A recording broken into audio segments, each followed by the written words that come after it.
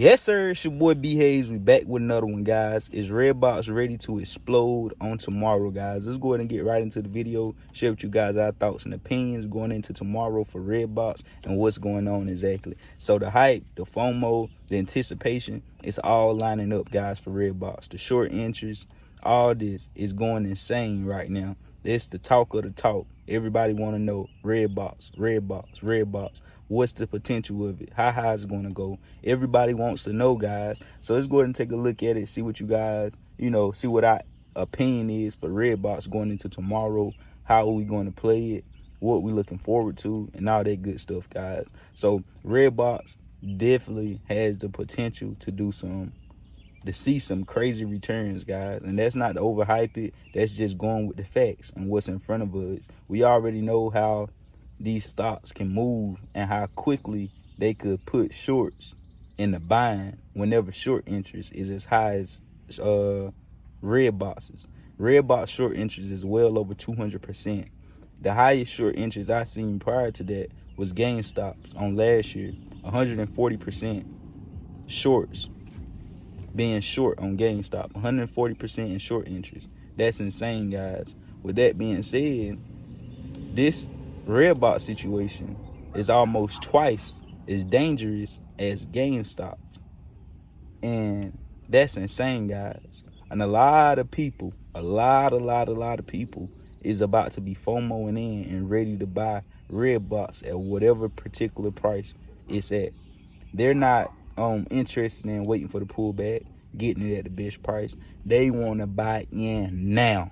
They ready to buy more shares now, guys. Soon as 4 o'clock pre-market hit, guarantee you that there are going to be so many buy orders lined up for Redbox. It's not even going to be crazy, guys. And of course, it still can pull back like I'm expecting it to, even though all those buy orders are going to be lined up, because there's going to be a lot of stop losses in place, being for all the gains and all the money that they made on last week, that a lot of people is looking for more potential, but they is looking to get out too and protect those gains, because they can always get back in and take that and run with it. Whenever you up significantly in an asset or security, take profits. You can always get back in, and it's going to always dip again. Take profits, let it come down, get back in for a smaller position size than you were in the first time, just in case it don't want to, go back up or go down lower. That way you still up in profits throughout the overall situation, because you didn't lose. You put in less the second time, and if you do lose, you ain't lose much. So you already know, guys, you definitely want to play this play with common sense. And common sense is you aim small, you miss small. You try to go big and be greedy, that's when you get burned. Because everybody know Redbox fundamentally isn't there. It's going out of business. That's why they, the short interest is over 200%. It was like a no-brainer for these hedges. They knew, this thing is worthless. It's like the next Blockbuster. People is screaming every single day.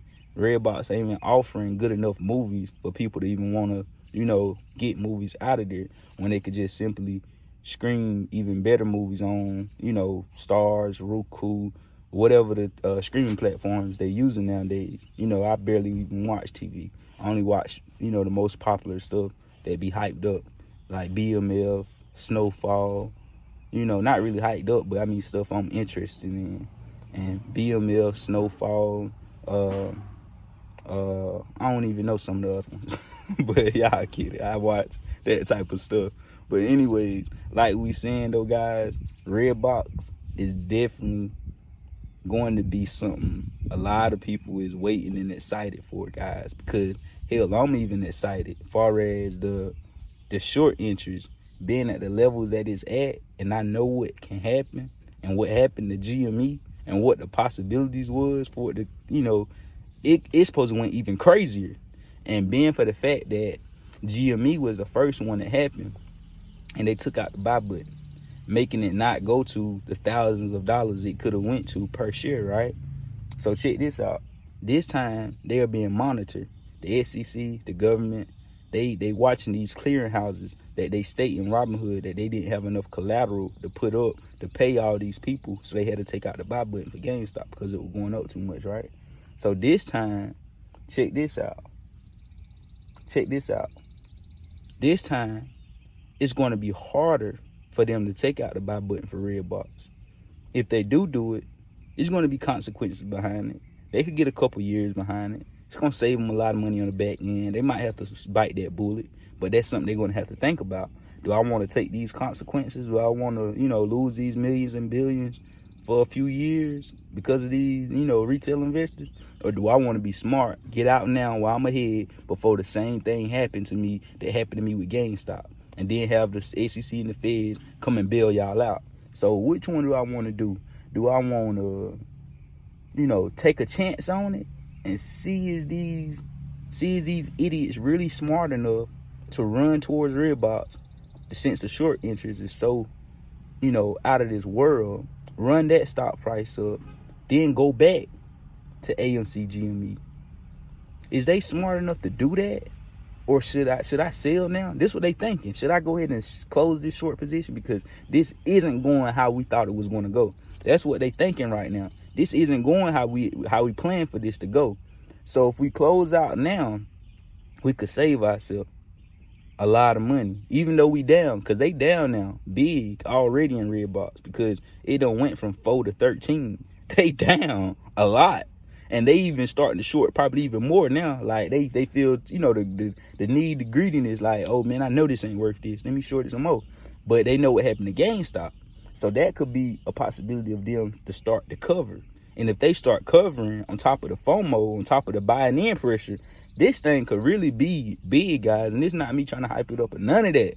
This is just putting out the facts on what's in front of us, because this is a monster right here that's in the making, guys. And it came out of nowhere. It came out of nowhere, and we've been talking about it since the $4 range. Like I told you guys, I didn't expect for it to get this big and for the short interest to really go crazy like it have. But now that it has, the whole ball game, the whole party has changed, guys. It changed drastically, because this right here is definitely something you don't want to miss. And I'm not saying, put all your money in. That's where you guys go wrong at. Being too damn greedy, putting everything on the line, putting it all up, going all in, 100% of your portfolio. You got to be more smarter than that. You got to be more smarter than that, guys. Every time I don't know if you noticed, but every time you aim small, you go for a small amount, you be conservative, 9 times out of 10, that play or that trade always turn out good. But 9 times out of 10, you watching this, I know you done seen it. Or you go big, you put 10,000, 20,000, majority of your account size on an asset or security, and it always turn out bad for you. It always turn out ugly. Sometimes you might get lucky, but we already know, guys. So like I say, guys, we're going to play this play smart. We're going to play it out to the T. We ended at 1367 on Friday. We ended near resistance. Resistance was at 1330. I told you guys we would break through it. And when we did, the next resistance will be at 1390. If we broke through that, we could fly straight up to the high $15, $16 range. We broke through it, guys, at 1490 as well. Almost hit, 1390. I hit 1470 on Friday. Almost hit $15. And then came back down and tried to form support near previous resistance at 1330 and 1390, guys. Being for the fact that we're closing the resistance, I always tell you guys, it's more easier for you to see a continuation than it is for you ending near support. If you end near support, previous support, the first support, you could easily break down under support the next following day. It would take minimum selling pressure to get you under that support, and once you break it, it's a free fall for you to fall. But closing near resistance, near the highs of the day, it's always a good sign, because you don't need much buying pressure. The opposite of selling pressure, down near support, you don't need much buying pressure to get you above that next resistance and take you to that next level.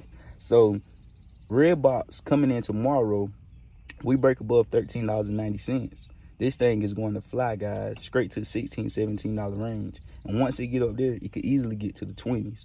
But best believe it's going to be a lot of volatility, a lot of choppiness, a lot of pullbacks. So for the ones that's waiting for 4 o'clock to hurry up and get their shares in a rush, I won't be in a rush like that. Patience is key, baby. Even if I have to end up buying at a higher price, a higher price, I'm still not going to rush myself into it. If you get what I'm saying. Meaning, you could end up paying $15 on the share price, but hell, it's going to shoot up to 30 before I pay that 15. It's going to shoot up to 30. I'm going to watch it go. and then I'm going to watch it fall to 15. Even though it's higher than 13, I waited for that pullback. I had patience. And that's just the name of the game that I play. That's how I play it. You play it how you want to play it. You do it how you want to do it. I'm just sharing, myself with you guys. You already know what to do. Add your boy on Instagram at The B Hayes Show. I love y'all. We out, and God bless you. We go.